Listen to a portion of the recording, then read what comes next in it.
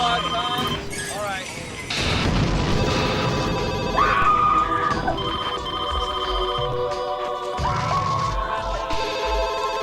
In case you pass out, that's Puff.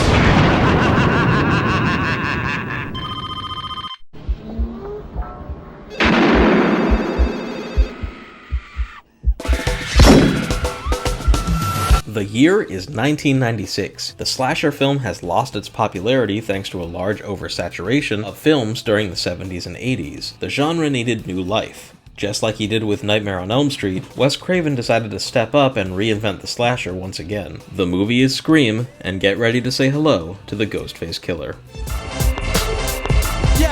Check these up top murderers. Scream was revolutionary for the time. It brought the slasher genre to the present day by introducing a more modern gimmick, the phone. Sure, the concept of a phone being used in horror movies is nothing new, but this was the 90s. Cell phones were just starting to be more commonplace, and caller ID was still in its infancy. Scream decided to take this concept and make it scary, having Ghostface call up victims and stalk them from a distance. This is fully established in the opening, which might be one of the most famous in horror film history as well as one of the best. You never told me your name. Why do you want to know my name? I want to know who I'm looking at. What did you say? What sets Ghostface apart is anonymity, right down to the iconic costume. In the movies universe, it's a very common costume that anyone could have, and in real life, this thing was everywhere. The Ghostface mask and various similar masks were popular Halloween costumes since about 1991, and there were countless variations. There was normal Ghostface, orange Ghostface, glow-in-the-dark Ghostface, skull Ghostface, and bleeding Ghostface. That was a Ghostface mask that could pump blood. Yeah, you were a cool kid if you had the blood mask, and you're probably in prison now. Anyway, the costume being common creates a mystery aspect of the movie. There is no singular Michael Myers or Jason Voorhees. Ghostface is a title. Anyone at any time could be the killer, and it's up to you to figure it out. Ghostface isn't some supernatural entity or a being with superhuman abilities, they're just a normal person. That's what makes the concept scarier. There are so many suspects.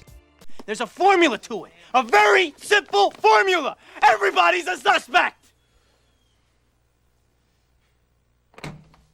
I first watched Scream without spoilers, and I suggest you do the same. You just have to watch it for yourself. In most slashers, the characters are expendable. They're mainly just props for the villain, only existing to be killed off. Most of the time, you're only meant to care for one character. Scream subverts this and introduces us to a decent-sized cast of enjoyable characters that you don't want to die.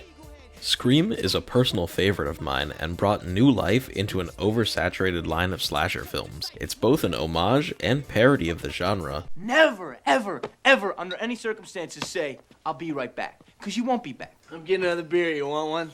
Yeah, sure. I'll be right back.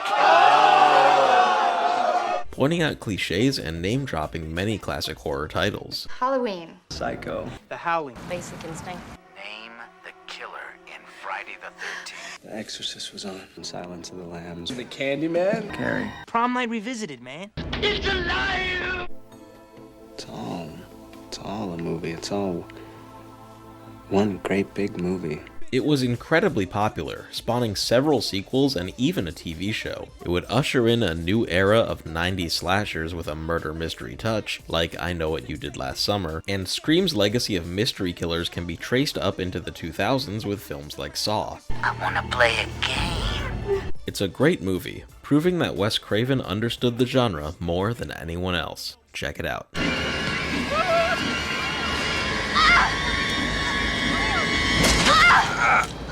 Pleasant nightmares, friends.